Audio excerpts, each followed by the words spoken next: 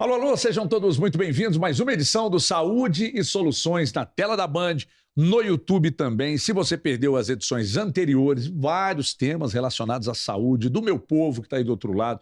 Os programas estão todos disponíveis no YouTube.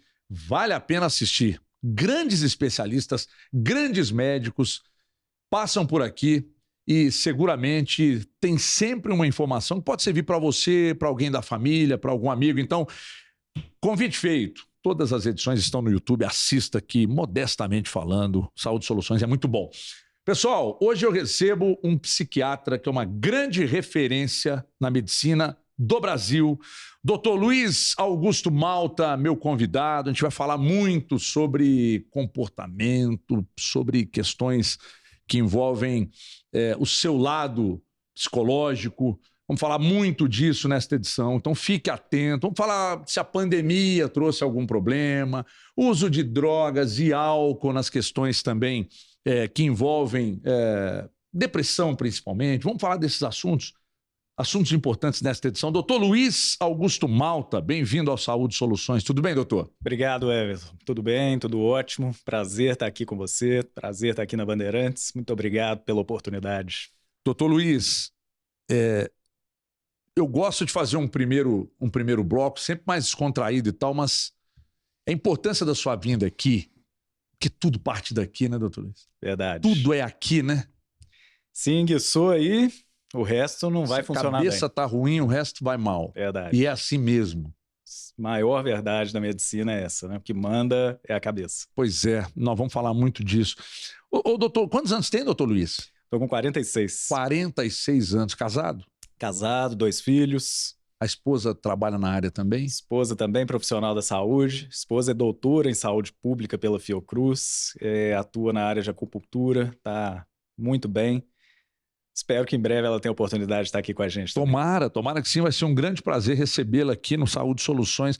Doutor, você é da UFMG de que turma? Eu formei na turma de 2000, né? Turma emblemática, né? Chamava Medicina do Milênio, né?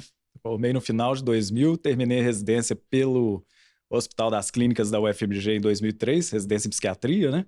E já atuamos aí na área acadêmica, né? Demos aula em algumas faculdades, fui perito do IML durante algum tempo, mas a dedicação sempre foi ao consultório particular, né? Agora, eu fico pensando, doutor Luiz, psiquiatra, cuida da cabeça da gente, né, do nosso comportamento, nossos aspectos psicológicos e tal. Mas como é que é o dia a dia de um médico que lida principalmente com, eu não sei se posso chamar de problemas dos outros? O doutor Luiz absorve? Doutor Luiz, o doutor Luiz também tem problemas que precisa de ajuda? Ô Everton, eu vou te dar um dado interessante. É um dado trágico, né? Um dado que requer atenção, a gente tem que tratar isso com seriedade, né? Mas de todas as categorias profissionais, o maior índice de suicídio é entre médicos. E o maior índice de suicídio dentre os médicos estão os anestesistas e os psiquiatras. Caramba, tem alguma explicação? É a categoria profissional que mais suicida. Mas por que anestesistas e psiquiatras? Psiquiatra pelo tipo de problema que lida, né? É um sofrimento se envolve muito íntimo, né? Muitas vezes. E o anestesista, a gente presume que é pela facilidade de acesso, né? A medicamentos letais, né? Tá ali na mesa, né? Entendi. Vem o 5 minutos... Entendi. Né? E o psiquiatra, por causa da complexidade dos problemas. Doutor Luiz, quando eu escuto uma história triste, seja num filme ou pessoalmente, quando eu vejo uma matéria, alguém contando, sei lá, com algum acontecimento, eu tenho uma questão. Às vezes eu trago muito, eu pego as coisas que acontecem comigo ou com pessoas próximas e trago muito para esse papo aqui. Eu sou extremamente emotivo. Se me conta uma história mais ou menos triste, eu já caio no choro. É impressionante, assim, impressionante. E o quanto questões psicológicas atingem as minhas pernas, acredite se quiser. Eu fiz um exame recentemente aqui, acho que é Doppler que chama o exame, e aí eu falei isso com o médico que estava fazendo, Dr. Marcos, inclusive, fazendo os exames e tal, foi até na axial ali, e eu disse, doutor Marcos, por que todas as vezes que eu fico muito ansioso, as minhas pernas é que sentem? Começa a me dar dor na perna, eu acordo com dores nas pernas durante a noite, a minha esposa já sabe, ela diz, isso aí é psicológico. Eu fui lá fazer o exame, mas a minha esposa falou assim, eu não sou médica, eu acho até que você tem que ir. Porque, sei lá, excessivo número de pacientes com trombose depois da pandemia, eu vou lá conferir isso, não sei, eu já fui obeso, né? Ela falou, seu problema vai... E não deu outra. Cheguei lá, fiz o exame, doutor Marcelo Everton, tá tudo normal, tá muito bem. Por que isso acontece? Por que a gente... vocês absorvem, você lida com pacientes o dia inteiro, a todo momento. Por que a gente absorve tanto e por que cada um tem um comportamento? O meu vai para a perna, outro vai comer, outro vai fumar, outro chora, outro ri demais, outro vai na bebida, outro vai na droga. Por que isso acontece? A gente tem, né, Everton? Cada um tem sua bagagem, né? E no organismo normalmente tem o que a gente chama de órgãos-alvo, né? Então tem gente que vai ter problema de pele, tem gente que vai cair o cabelo, tem gente que vai engordar, tem gente que vai comer demais, tem gente que vai para bebida, tem gente que vai ter dor de estômago, né? Tem gente que vai ter dor nas pernas. Então, isso depende muito da bagagem, da formação da personalidade de cada um, dos traumas de cada um e até da estrutura física de cada um, né? Então, o fato de você ter dor nas pernas, né? Você disse que é um ex-obeso, estava ouvindo aí você comentando, possivelmente porque fechou alguma válvula aí que você descontava na alimentação e passou a ter outro órgão-alvo, né? Mas o importante não seria nem concentrar no órgão-alvo, seria entender de onde que vem o estímulo. A causa do problema. Que a gente chama de ansiogênico, né? Gerador de ansiedade. Que aí a gente consegue equacionar melhor e salvar suas pernas da dor, né? Coisa, rapaz. É engraçado que o médico até me disse, olha, você pode procurar um ortopedista para ver se não há algum problema na coluna, que pode estar refletindo, ou até mesmo ver por que está te dando essa carga na perna e tal. E isso vem porque eu sou extremamente ansioso. Por exemplo, se a minha esposa me manda uma mensagem no WhatsApp e diz assim, ó, Everton, preciso falar com você. Acabou meu dia. Pode não ser nada, mas eu vou sempre pensar que aconteceu. Mesmo eu tenho certeza que eu não fiz nada, que não tem nenhum motivo, mas se ela me manda essa mensagem, acabou meu dia. Se o meu chefe me manda uma mensagem, Everton, sobe na minha sala, até eu subir lá, eu fico desesperado. Se algum amigo fala, tem uma fofoca para te contar, mas não pode ser agora, me liga amanhã, eu não vou dormir. Por que isso acontece, doutor? Isso a gente chama de ansiedade antecipatória, né? Isso tem cura? Tem tratamento? Bom, aí a gente já passa para uma definição mais técnica, né? Do que é ansiedade. Tem gente que funciona muito bem assim, né? Eu tenho certeza que você, Everton, tem muitos ganhos com sua ansiedade. Você é um cara carismático, você é um cara produtivo, um cara proativo, né? A gente chegou aqui antes de gravar, ele estava fazendo 1000 coisas, pô, faz isso, faz aquilo e tal. Então, a ansiedade ela é um combustível para a gente funcionar bem, né? Pessoas bem-sucedidas são ansiosas, né? Agora, quando você chega na ansiedade que a gente está chamando de antecipatória, né? E ela chega a te paralisar, né? Poxa, aí é o problema. Eu não faço mais nada enquanto eu não entender o que a minha esposa quer comigo. Né? Você estraga o resto do seu dia. Isso a gente passa a chamar de transtorno ansioso, né? E aí merece atenção, não necessariamente medicação, né? Mas merece atenção de um profissional de saúde mental. E tem tratamento para isso, doutor? Tem tratamento, é o quadro mais comum num consultório de saúde mental, né? Seja dos nossos colegas psicólogos, seja dos psiquiatras, sintomas ansiosos que estão saindo do controle. Você fica ansioso, doutor Luiz? Bastante. Mas quando um psiquiatra fica ansioso, como é que ele faz? Porque eu procuro o doutor Luiz, o doutor Luiz procura o doutor. O psiquiatra tem o seu próprio psiquiatra. Eu tenho também, outro né? psiquiatra. Tem que ter um profissional de saúde mental. Mas olha essa situação. Olha a situação. O doutor Luiz, médico, psiquiatra, renomado, grande referência na área, vai procurar um outro psiquiatra.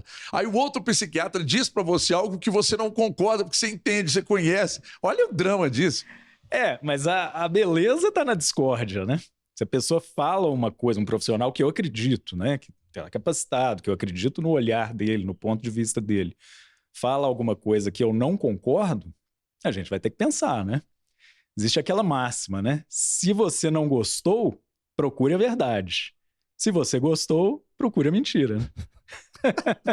Mas Tem gente que fala coisa só pra te agradar. Né? que aliás, a maioria, A hein, doutor maioria, Luiz? procura mentira. A maioria, que fala para te agradar, e assim, bom, eu vou dizer algo que ele quer ouvir, né? E não o que ele precisa ouvir. Aí é um problema, né? É isso Porque aí. em alguns casos a gente acaba acreditando, né, doutor?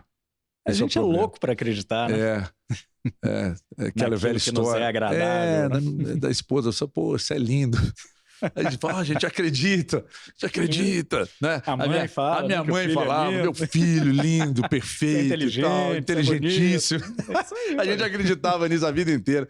Ô, doutor, mas a ansiedade, a partir de... Eu vou começar a falar. Normalmente, eu disse antes do programa, a gente faz um primeiro bloco mais de questões pessoais mesmo. Mas que esse assunto é tão fascinante que eu já entrei nesse assunto. Como é que eu descubro que eu estou ansioso? Quais os sintomas da ansiedade? Essa é uma excelente pergunta, né? A partir de que momento deixa de ser ansiedade combustível, né? E a partir de que momento passa a ser aquela ansiedade paralisante, né? Você vai ter algumas alterações importantes. A principal delas, perda de prazer. Você começa a não ter prazer em coisas que normalmente te dariam prazer. Um almoço de domingo que você faz com calma ali, com sua família e tal. Você começa a querer acelerar aquele negócio. Próxima tarefa, né? Um horário de descanso. Às vezes o próprio trabalho, você perde o prazer no trabalho, perde o prazer na companhia dos amigos, né? Então a perda de prazer é um sintoma muito precoce de um transtorno ansioso. A gente brinca que a ansiedade pode ser vista, sob certo aspecto, né, evidentemente, como uma depressão sem tristeza. Né? Olha você só. Fica fora do ritmo, você pensa rápido, parece que o mundo inteiro está fora do seu contexto, né? E você perde o prazer, você perde o gosto pelas coisas. Então, a gente estava comentando antes do programa, né? Eu gosto de carro antigo, né? Gosto de pegar meus Fusca velho lá, limpar carburador, lixar platinado, sair andando. Se eu tenho um transtorno ansioso, mexer com isso não. O Fusca me dá prazer. Fusca dá prazer. O Fusca me dá prazer. Eu tive Fuscas. Hoje eu não tenho, mas tenho vontade de ter um. O Fusca me dá prazer. Então, se eu tenho prazer com Fusca, eu não tô... Não... Se você tem prazer com atividades que normalmente te dão prazer, você provavelmente não está com um transtorno Então, se eu tenho várias atividades durante o dia que me dão prazer... Você está com uma ansiedade funcional. Funcional. Né? Que é mais comum. Que é bem-vinda, inclusive. Né? Entendi. Empresários são ansiosos. Mas e se uma atividade do dia, por exemplo, eu acordo e tomo café com a minha esposa todos os dias. Ok. Extremamente prazeroso. Meus bichos, todos ali ao redor da mesa, e bicho, é cachorro, é arara, um monte de bicho.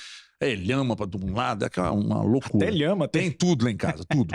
Então é o seguinte, isso me dá prazer, absoluto. Tomar café com a minha esposa, pela minha esposa, não com a minha filha, porque ela está na faculdade, mas com a minha família. Ok. Que envolve as duas e os bichos.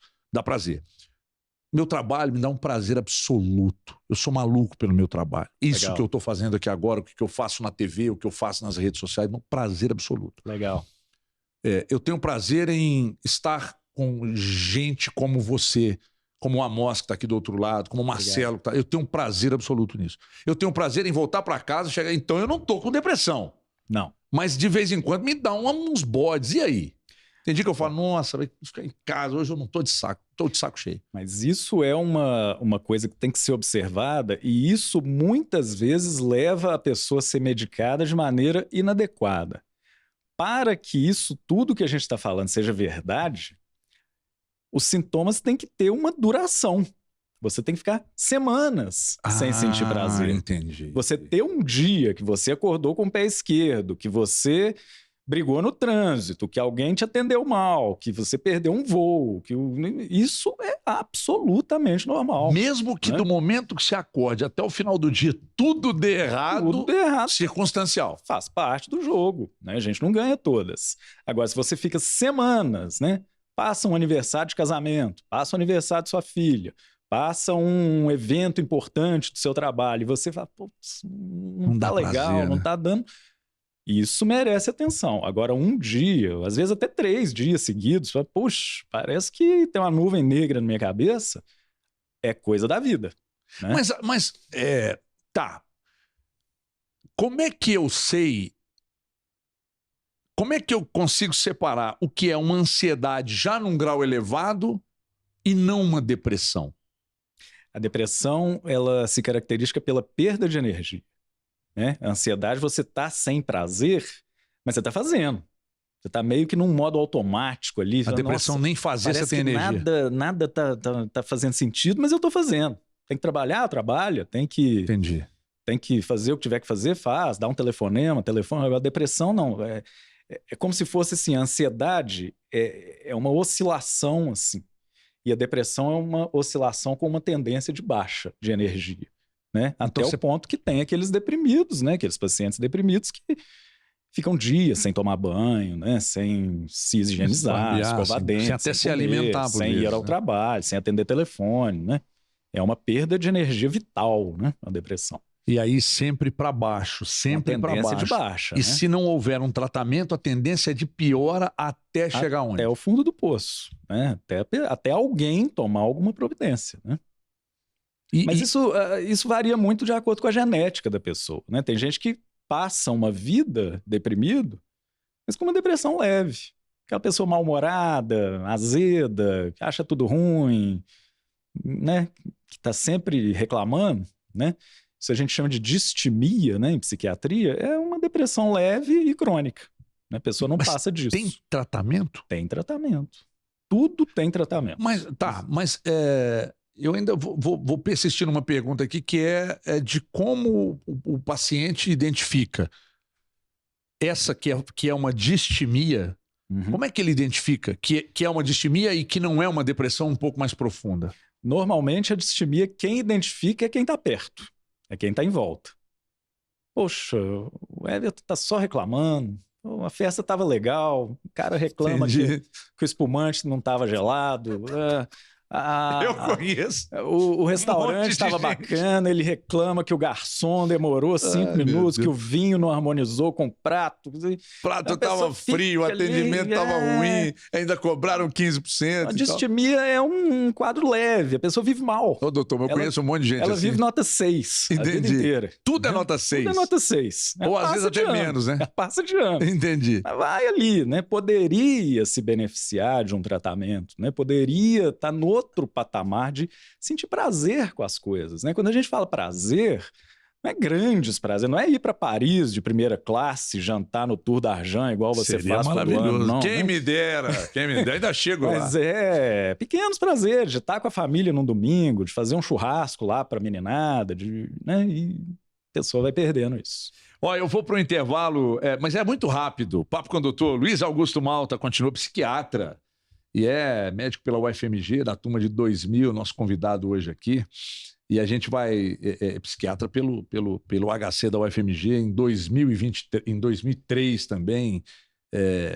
E é uma grande referência na área. Esse papo está muito bom. Obrigado. Porque eu trago todas essas histórias que o doutor Luiz está contando aqui para o meu dia a dia, porque tem cada mala que a gente encontra pelo caminho aí, que, meu Deus do céu. Mas nós vamos continuar esse papo, porque o papo é sério, mas a gente acaba de vez em quando dando uma esculhambada aqui, mas é para o bem, é para deixar mais leve para você que está do outro lado aí, porque afinal de contas aqui nós estamos vivendo um momento de grande prazer.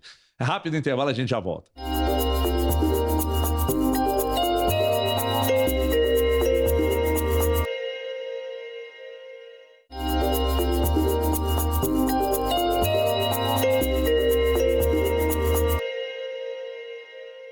Muito bem, estamos de volta com Saúde e Soluções. Eu não vou perder tempo, já vou retomar o papo aqui com o doutor Luiz Augusto Malta, psiquiatra, meu convidado desta edição. O papo está muito bom, o primeiro bloco foi até, de certa forma, assuntos sérios, mas ao mesmo tempo divertidos.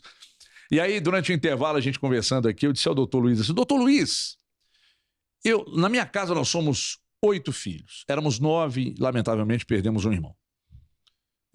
Nós somos criados com a mesma base de educação. Uma parte da família, os mais velhos, com meu pai presente, eu e uma irmã mais nova, que está acima de mim, pegamos já a reta final ali do período de vida do meu pai. Ele faleceu em 77, eu tinha 3 anos, a minha irmã tinha 5. Ela não se lembra muito bem dele, eu não me lembro de jeito nenhum. Mas nós pegamos de lá para cá, sem o pai dentro de casa, a coisa mudou, mas seguramente para melhor. Por que nós somos criados com a mesma base? E por que nós somos tão diferentes? Cada um é de um jeito. Eu sou mais agitado, um pouco mais ansioso, meu irmão é mais tranquilo, meu irmão é estudioso, eu nunca gostei muito de estudar, eu sempre gostei desses contatos, eu sempre gostei de estar com gente interessante, porque os que não são interessantes eu não faço a menor questão. E meu irmão nunca gostou de nada disso. Eu tenho irmã que é muito tranquila, eu tenho irmã que é muito chorona, eu tenho irmã que é muito nervosa, que é extremamente meio agitada. Por que a gente foi criado com a mesma base e cada um é de um jeito? Essa resposta é longa. Não tem problema, temos tempo. Bom, o que a gente tem, né, em saúde mental é uma coisa muito comparável ao que a gente tem na gastronomia, né? Você tem uma série de ingredientes ali, de temperos, de proteína, de carboidrato, de especiarias, de tudo ali. E se cada chefe pegar os mesmos ingredientes, cada prato vai sair diferente, né? Então, em saúde mental, é mais ou menos a mesma coisa. Você tem a neurotransmissão, né? A gente vai falar aqui basicamente das monoaminas, né? A mais famosa delas é a serotonina. O pessoal come chocolate para aumentar a serotonina, né? E aumenta mesmo? Aumenta. E você tem outras monoaminas numa combinação variável de cada um ali. Além disso, você tem fatores ambientais. Você está falando que perdeu seu pai com 3 anos de idade, né? Seu irmão mais velho não perdeu. Esse fator é determinante para a formação da personalidade de cada um, né? E além disso tudo, você tem a sua própria bagagem. Quem foram seus amigos de infância? Como é que foi sua relação com seus tios, com seus irmãos mais velhos? Seu irmão mais velho não tem irmão mais velho. É verdade. Né? Então, a maneira dele estar naquela família é completamente diferente. Um dia ele foi o rei da família, alguns anos depois chegou alguém para dividir. Isso tudo determina a formação da personalidade dele. Por isso que sai cada um de um jeito, cada um com uma característica. Agora, se os valores da sua família são sólidos, você pode ter certeza que esses estão presentes em todos os filhos. Interessante, né? Interessante. Então, alguns valores como não ser racista, por exemplo, né? Se isso é um valor da sua família, ninguém é racista lá. Entendi. Né? Enfim, a gente pode dar 1000 exemplos aqui, né? Mas as características, o charme da personalidade de cada um é formado por esse conjunto de especiarias aí que eu estou tentando fazer essa analogia. Ô, doutor Luiz, como é que um psiquiatra explica a questão da família, assim, de umas famílias serem tão unidas, outras não serem tão... E aí pegando uma carona ainda nessa questão, e outras não terem tanto contato, mas a base de educação ter sido a mesma, mas a gente... por exemplo, na minha família nós não temos todos os irmãos tantos contatos, né? A gente é cada um muito cuidando da sua vida e tal, e eventualmente a gente se encontra em outras famílias, como por exemplo a família da minha esposa, eles fazem questão sempre de estarem juntos. Como é que é problema? Não. Eu não, por exemplo, eu não ter tanto contato com determinadas irmãs e é um problema? Eu estou errado? Existe um erro nisso? Não, Pode se absolutamente. culpar? Não. Se está todo mundo bem com isso, né, não tem nada errado. Muitas vezes existe uma ideia de que o profissional de saúde mental ele está ali para falar o que deve e o que não deve ser feito. Né? O profissional de saúde mental é muito mais um leitor da situação. A gente lê e fala, a situação é essa. Né? Então, sua família se interage pouco, porque existe uma bagagem de ambiental, cultural e de criação que determinou que vocês sejam assim, né? Se a família da sua esposa interage muito, tem uma bagagem cultural diferente da sua. Não e tá tem tudo certo, bem, né, doutor? não tem errado. O que não é desejável, né? É de irmãos que não se falam, né? Irmãos que não se relacionam, brigas por causa de bobagem. Pedido de desculpa, material. procurar e resolver problemas do passado traz algum tipo de prazer e melhora saudável, psicológico? Né? Sempre saudável. Resolver todas as pontas, né, que a gente vai deixando com na familiares vida, ou não, sempre né? Saudável. Familiares, ex-amigos, ex-sócios, ex-esposas, ex-maridos, né? É sempre bom acertar as arestas. Mas né? quando você trata um paciente que você vai, enfim, interrogá-lo sobre as questões do dia a dia, etc., é uma questão que você tem cuidado? Se essa pessoa tem algum problema no trabalho com alguém, na vida... O desafio do psiquiatra é tentar entender qual que é a proporção de 3 ordens de grandeza. A primeira que o psiquiatra investiga é a parte química. Existe alguma disfunção na sua serotonina, nas suas monoaminas, na sua dopamina, que é mandatório que eu te indique uma prescrição? Essa é a primeira grandeza. A segunda grandeza é fatores ambientais. O Everton está devendo? O Everton está com problema no casamento? Ele está para perder o emprego? Ele está... Esses fatores ambientais são o segundo determinante de quem está sentado ali na minha frente no consultório. E o terceiro fator é o que a gente chama de bagagem psicológica, né? Como é que foi sua criação? Qual foram os seus traumas, né? Em mulheres, né? Acredite você ou não, quase metade das mulheres brasileiras já sofreram algum tipo de abuso sexual. Então, a gente precisa perguntar, né? Porque vai ser determinante muitas vezes. Mas as mulheres se abrem, ansioso ou depressivo. Elas contam ou elas têm medo ainda de contar? Para o psiquiatra, normalmente contam. Dos abusos, elas contam. A abordagem é feita com delicadeza, com jeito. Mas e quando o doutor Luiz está... Veja só que a gente está transitando aqui em vários assuntos e vai fazendo uma salada, mas é assim mesmo que a gente gosta. E aí o doutor Luiz vai e recebe, por exemplo, uma paciente. E essa paciente relata algo muito grave ao doutor Luiz. O que o doutor Luiz faz? Se é algo muito grave. E aí? Guarda e trata ou denuncia? Entendeu a minha pergunta? Entendi. Bom, normalmente, esse algo muito grave, ele demora a ser levado até o psiquiatra, né? Quando é uma coisa aguda, né, imediata. Houve um abuso ontem, né? Normalmente, essa pessoa vai ser levada na polícia, né? Nos órgãos para defendê-la, né?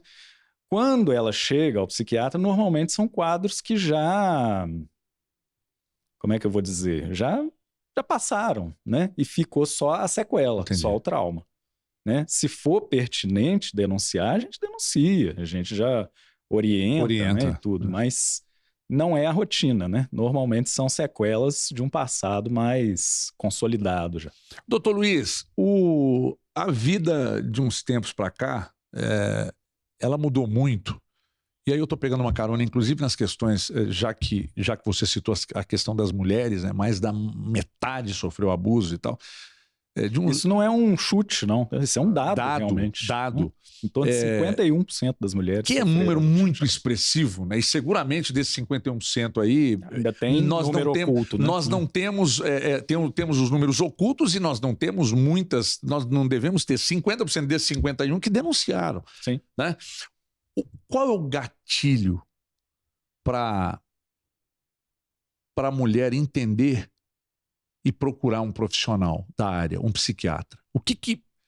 A que ponto chega quando a coisa está insuportável? Já procura ou por vezes não? Não. A mulher ela vai procurar o psiquiatra quando ela tem alguma disfunção, né? O que a gente estava falando no bloco anterior. Perda de prazer, né? Então a mulher tem alguma dificuldade no desempenho sexual ou uma dificuldade em se relacionar com o sofrer um abuso, muitas delas têm esse problema, né? Então ela quer melhorar a qualidade de vida dela, vai procurar um profissional de saúde mental, isso sendo pesquisado, né? E sendo constatado, a gente vai fazer o possível para minimizar o sofrimento dela, né? Mas é uma sequela importante. Quais os casos que mais aparecem para você tratar? Relacionados no consultório, de um modo geral? Transtorno ansioso. Ansiedade, né? Hoje é um grande mal da humanidade. Nós vivemos numa sociedade geradora de ansiedade, né? Rede social é um gatilho? Rede social é um gatilho, o excesso de estímulo, né? Antigamente tinha aquela figura do pai que chega cansado do trabalho, abre o jornal e fica lendo o jornal ali, né? Ele está entretido com o jornal e aquele ali é o único estímulo que ele tem. Depois veio a televisão, né? Veio o jornal e a televisão, depois o jornal, a televisão e o telefone, o jornal, a televisão e o smartphone, né? Então são estímulos, né? Eu vou falar uma coisa aqui que nem é correta, né? Mas quem hoje não dirige olhando para o celular, resolvendo um problema ao mesmo tempo?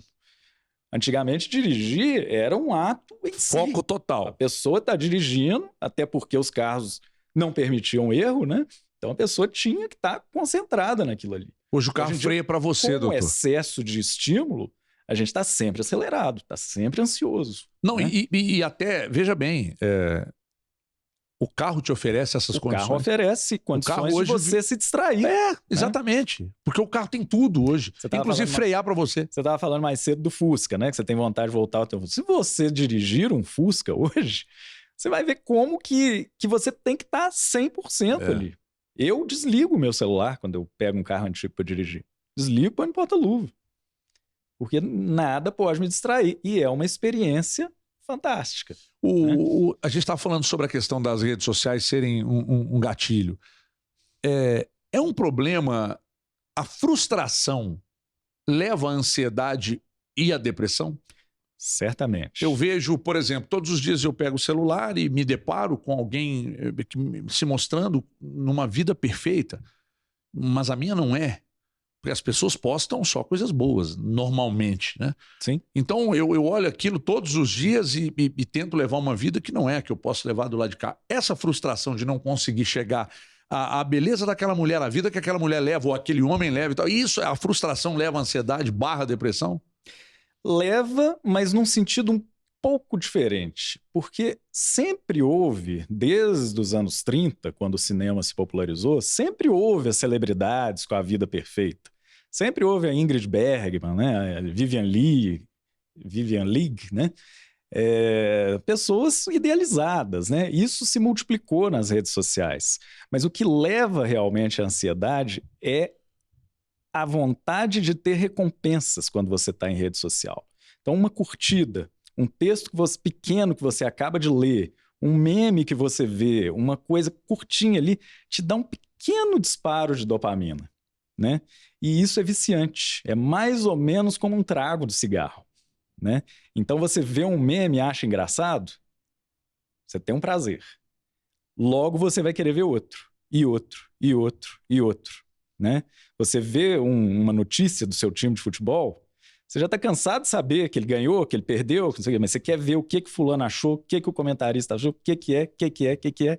E essa busca por recompensas, ela é altamente geradora de ansiedade, né? Você tirar isso da pessoa, ou a pessoa não ter o conteúdo que ela está procurando, fazendo uma analogia, né? Mais ou menos como um fumante que não pode acender um cigarro. Ele vai ficando irritado, ele vai ficando ansioso e vai atuar em cima disso. Mas o doutor Luiz Augusto Malta vê mais benefícios ou malefícios, por exemplo, no uso do celular, nas redes sociais em geral, no contato com o que há algum tempo você não teria de jeito nenhum. Hoje nós temos contato com tudo o tempo todo. Sim. A psiquiatria acha isso positivo e produtivo ou peronomútil? Muito positivo, muito produtivo. Rede social é algo inclusivo, né? Você imagina um menino, né? Tímido, com dificuldades sociais e tudo, mas consegue se expressar na rede social. Você imagina um artista inexpressivo, uma pessoa sem recurso, tudo que consegue colocar a arte dela em rede social, né? Né, durante algum tempo, eu tive um canal no YouTube, né? Claro que é uma coisa amadora e tudo, mas você imagina colocar esse conhecimento... Um né, tempo atrás isso era impossível. Né? Para quem quiser estar ali, né? Então, o benefício supera muito o malefício. Agora, como tudo na vida, a diferença entre o remédio e o veneno é a dose. Então, para as pessoas que não sabem usar da rede social, dos benefícios da rede social, elas vão cair nessa espiral de ficar escravas daquilo ali, vão precisar de tratamento. O tratamento existe, né? E vão precisar fazer escolhas. Doutor né? Luiz, já que você está falando que a diferença entre o veneno e o remédio veneno é a dose, o equilíbrio é base para tudo na vida? Desde a Grécia Antiga, né? E é o que você busca como médico? Equilíbrio e moderação. Em tudo? Em tudo, né? Você tomar uma taça de uma cerveja artesanal que um amigo seu fez, uma coisa extremamente prazerosa, né? Você passar o dia inteiro tomando cerveja, uma coisa que não vai te levar a lugar nenhum. O professor Clóvis de Barros Filho, ele fala um negócio muito interessante sobre a pamonha, né? Não sei se você já viu esse vídeo. que ele fala que está vindo pela estrada e ele vê lá a placa do restaurante na beira da estrada vendendo pamonha. Aham. Aí ele para o carro ali na Dutra, vindo de Aparecida, de Cruzeiro, ele para na Dutra e aí ele come uma pamonha. Aí ele fala do prazer absoluto Da pamonha. da primeira pamonha. Não satisfeito, ele pede a segunda pamonha e ele já vê que a segunda pamonha já não entra tão bem. Exatamente. Daqui a pouco ele pede a terceira, porque ele ainda não está satisfeito no sentido de cheio. Aí ele pede a terceira, já vem que é uma desgraça, um Não gosto desce horrível, de jeito nenhum. e já desce A mesma pamonha. a mesma pamonha. É isso aí. Então o equilíbrio é tudo. A gente aprendeu isso na UFMG com o saudoso professor Enio Cardilho, né? Foi o nosso professor de nutrologia na época, uma disciplina chamada Química Fisiológica, né? E ele nos ensinava, numa das aulas dele, a comer um chocolate, né? Ele pegava um quadradinho de chocolate, deixava aquilo ali derreter na boca. E é aquilo e pronto, né? Não Aquilo é um adianta prazer você absoluto. querer comer uma barra de chocolate. É que tem né? um aí que a gente é impossível comer um só. Né? Aí é adicção, né? Aí é o comportamento gerador de ansiedade, porque na privação daquele estímulo, você vai ficar irritado, ansioso, etc. Essa questão do equilíbrio me chama muita atenção, porque normalmente as pessoas que são equilibradas na alimentação, equilibradas até no aspecto dos exercícios físicos, que não passa do ponto, equilibrado no cuidado espiritual, equilibrado financeiramente, essas pessoas me parece, não sei, você pode até falar disso, mas no próximo bloco, que elas vivem melhor, as pessoas mais equilibradas. Eu quero saber se é uma verdade, eu quero falar também na volta de um negócio, atenção, porque você pode ser vítima disso aqui, ó, transtorno bipolar e TDAH. Nós vamos falar sobre isso. Porque a minha esposa disse para mim um dia desses assim, você tem TDAH. Eu falo, vamos falar com o doutor Luiz aqui para saber o que é isso e se você aí do outro lado tem ou se tem algum sintoma que pode demonstrar. A gente segue esse papo daqui a pouco na volta do intervalo aqui no Saúde e Soluções. É uma salada de assuntos inerentes à questão do comportamento humano, que é um negócio muito legal. E hoje, só lembrando que o tema é saúde mental da sociedade, inclusive pós-Covid, que a gente ainda não falou disso. As pessoas pioraram depois da Covid? Se sim, por que pioraram? A gente fala disso daqui a pouco. Até já.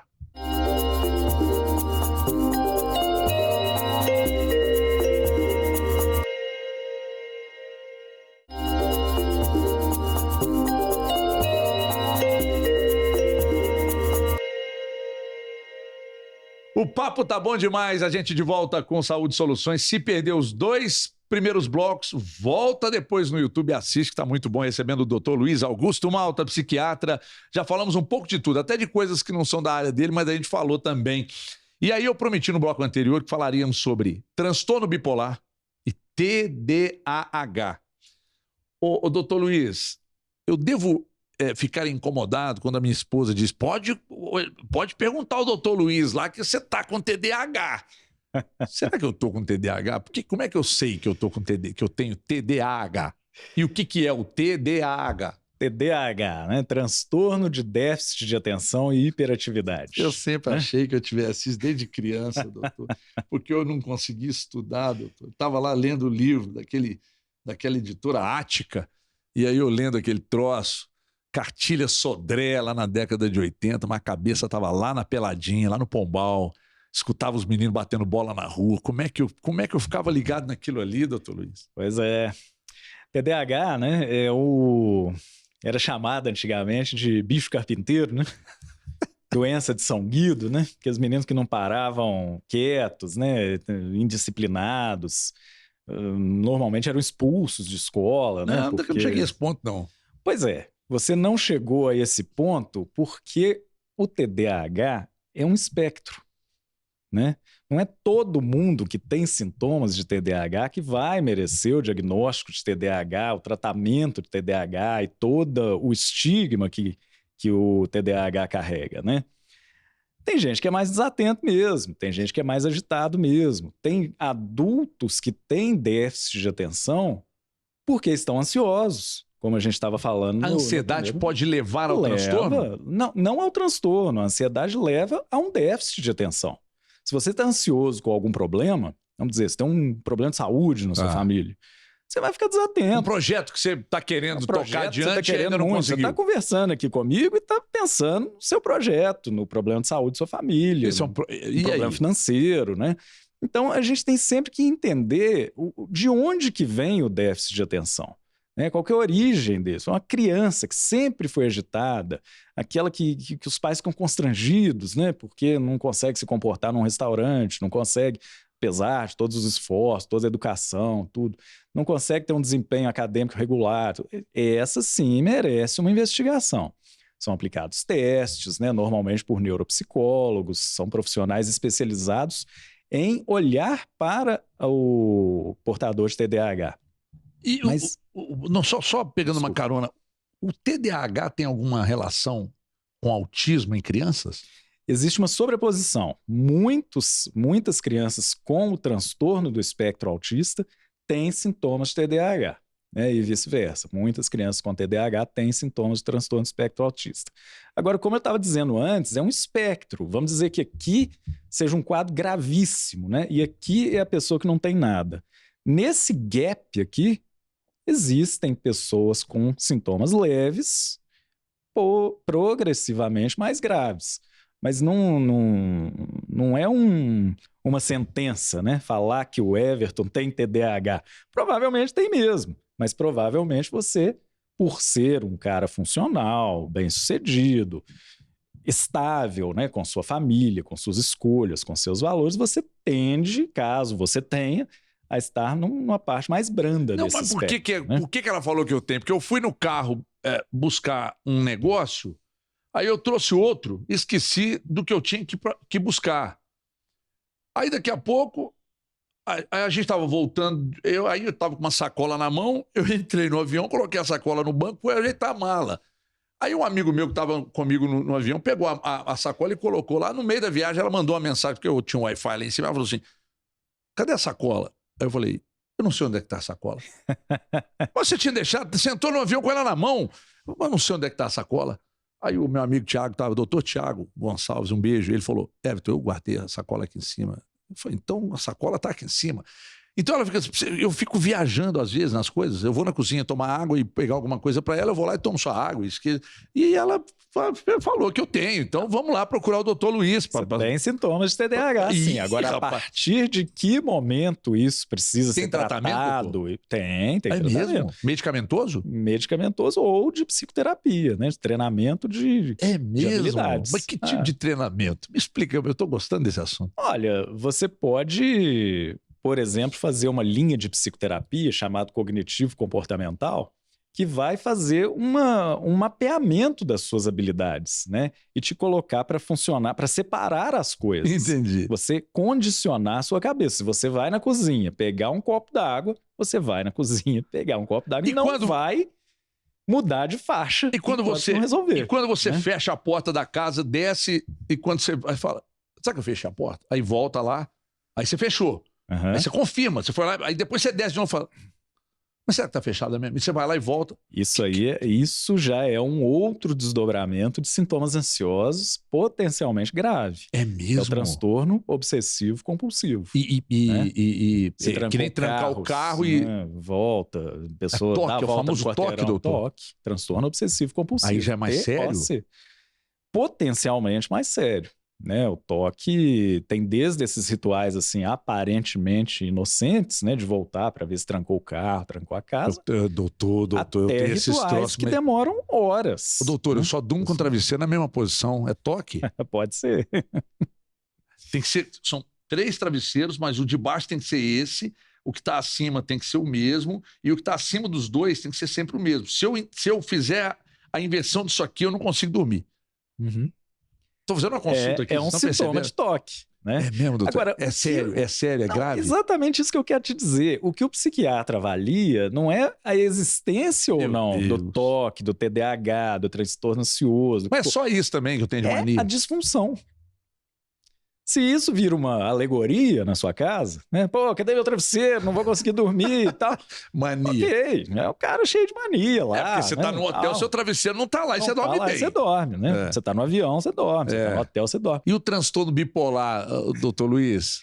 O que é esse transtorno bipolar? Porque fala que eu também sou meio bipolar, mas eu acho que não. Eu tô sempre tranquilo, assim, eu não sou um cara... Tem alguns estudos aí mais, vamos dizer, mais ousados, né? Mais agressivos, que colocam que 1 em cada 4 pessoas da população mundial, ou seja, se nós somos 4 nesse estúdio, 1 de nós é bipolar. É mesmo? Está dentro do espectro bipolar. Deixa eu ver se eu tô olhando para um que é ali. Pois é. Que uma amostra atrás da Agora, câmera. Não, acho que não. É o que eu estava falando sobre TDAH, sobre ansiedade. É um espectro. Não quer dizer que a gente vai medicar 1/4 da população mundial. Mas como é que eu identifico que eu tenho transtorno bipolar? Todo humor oscila. O meu oscila, o seu oscila, o seu oscila, o seu oscila. A gente estava falando mais cedo, né? Tem horas que você tem um dia ruim. Oscilou para baixo. Claro. Você tá chato, você tá azedo. Dormiu mal por qualquer motivo. Você brigou no trânsito, você achou que o garçom te atendeu mal, achou que a comida estava ruim e tal. Ok, né? O humor oscilou para baixo. E tem hora que você tá eufórico, você tá otimista, você tá cheio de planos e tal. E nada aconteceu, tanto para você ficar para baixo ou para você ficar para cima. Isso é natural do psiquismo, essa oscilação. A gente vai começar a pensar em transtorno bipolar na hora que essa oscilação ficar mais exagerada. Então o otimismo, ele passa a ser um otimismo irreal. A pessoa gasta o que não tem, canta a mulher do amigo. Eita! Bebe demais e fica se sentindo muito poderoso, né? E depois alterna com depressões terríveis, pessoas se sentir depois que passa esse momento de prazer absoluto, de euforia, baixa a bola mesmo, aí fica mal. Aí fica deprimido mesmo, né? Mas o que? Mas essa oscilação é genética. Ah, ela é genética. Ela é determinada geneticamente, né? Que também tem tratamento. Então, todo humor oscila. Quando essa oscilação está acima do razoável, né? Eu estou dando exemplos assim, extremos, né? Mas tem oscilações. Às vezes a pessoa compra uma coisa por impulso que depois ela vai sofrer para pagar. Isso pode ser uma oscilação para cima. Comprar uma viagem para a Ásia de primeira classe e tal. Aí depois, quando tá indo pelo aeroporto, nem quer ir para a Ásia, que né? merda que eu fiz. Entendi. Então, acontece, né? E depois ela deprime, né? Chega a conta, né? E aí a pessoa deprime. Agora, fica péssimo. Deixa eu só perguntar uma coisa.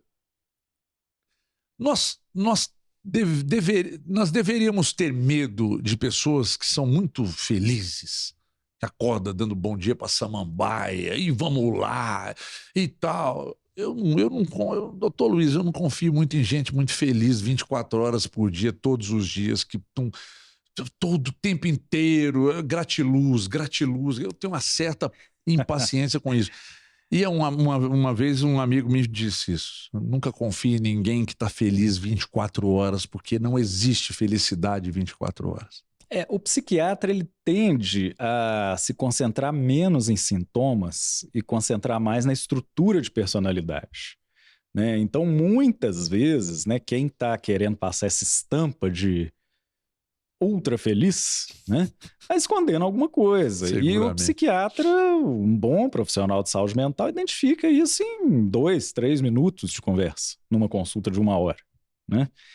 É uma coisa muito evidente para um olhar técnico, né? Então, se a pessoa está com esses sintomas por causa disso, por causa daquilo, a nós não interessa muito. Interessa como que a personalidade dessa pessoa funciona, né? Essa pessoa, ela é um bipolar, né? Que está nessa fase de euforia. Essa pessoa está com algum problema que ela não consegue lidar e ela entra numa negação, né? Colocar assim, você desculpa ficar dando exemplo, mas eu acho que ilustra, né? Imagina um marido que está sendo traído pela mulher, né? Ou o contrário, uma mulher que está sendo traída pelo marido e que passa uma felicidade, uma confiança, que ela não está conseguindo lidar com aquela traição, né? Uma pessoa que está completamente endividada, né? Ferrada, né? Não tem jeito. Ela vai lá na loja, gasta e se mostra confiante, ela está numa negação, né? Isso é o que interessa para o profissional de saúde mental. O sintoma em si é só uma pontinha de iceberg, né? Interessante, viu? Muito interessante. Eu falei aqui durante esse intervalo, esse último intervalo, que é um assunto que a gente vai ter que marcar um outro papo com o doutor Luiz aqui, porque eu tenho 1 milhão de coisas que eu quero perguntar e não vai dar tempo, mas eu queria perguntar sobre a questão da Covid.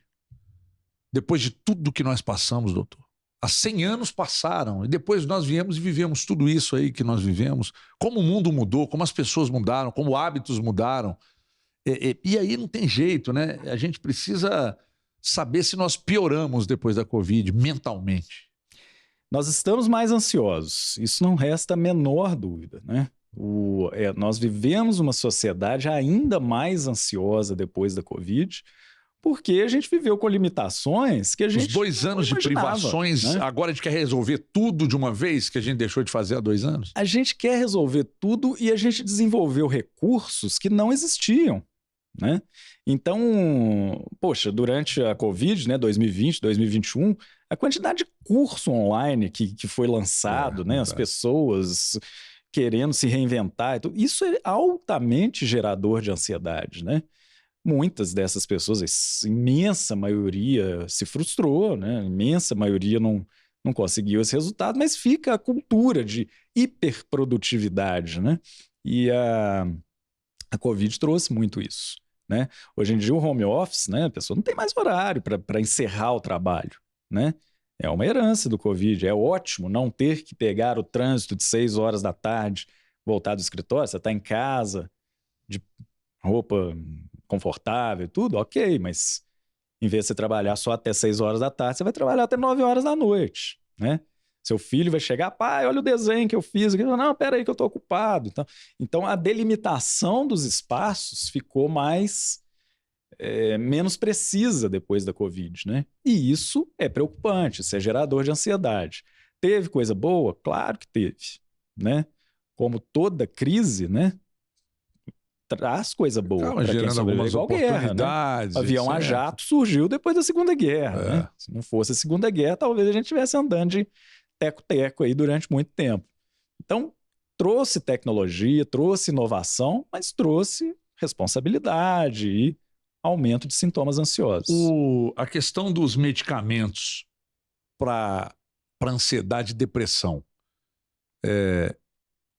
a dosagem aumentou depois da pandemia? As pessoas estão consumindo mais medicamentos para isso? O Everton, não tem esse número. Tá? Não tem esse dado se o consumo de psicofármacos aumentou ou diminuiu depois da pandemia. Eu presumo que aumentou, né? Presumo que tem aumentado, mas eu não tenho esse dado. Agora, uma coisa positiva que a pandemia trouxe, né?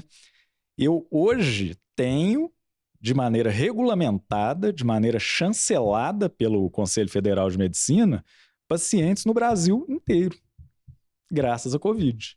Eu consigo fazer um atendimento por videochamada, consigo mandar uma receita virtual. Te dar um exemplo real, para uma paciente minha que mora no interior do Pará. Porque ela não tinha acesso a consulta com o doutor Luiz é uma consulta de conversa, de bate-papo que pode acontecer. É diferente de um ortopedista, um ginecologista e tal. Então, isso foi uma vantagem para você. E isso, evidentemente, gera um aumento do consumo de psicofármacos, né, que é o que a gente estava falando, porque mais gente teve acesso a um atendimento psiquiátrico de excelência. Ô, doutor Luiz, nós estamos caminhando para o final aqui, mas um minutinho eu gostaria, se possível, dessa resposta.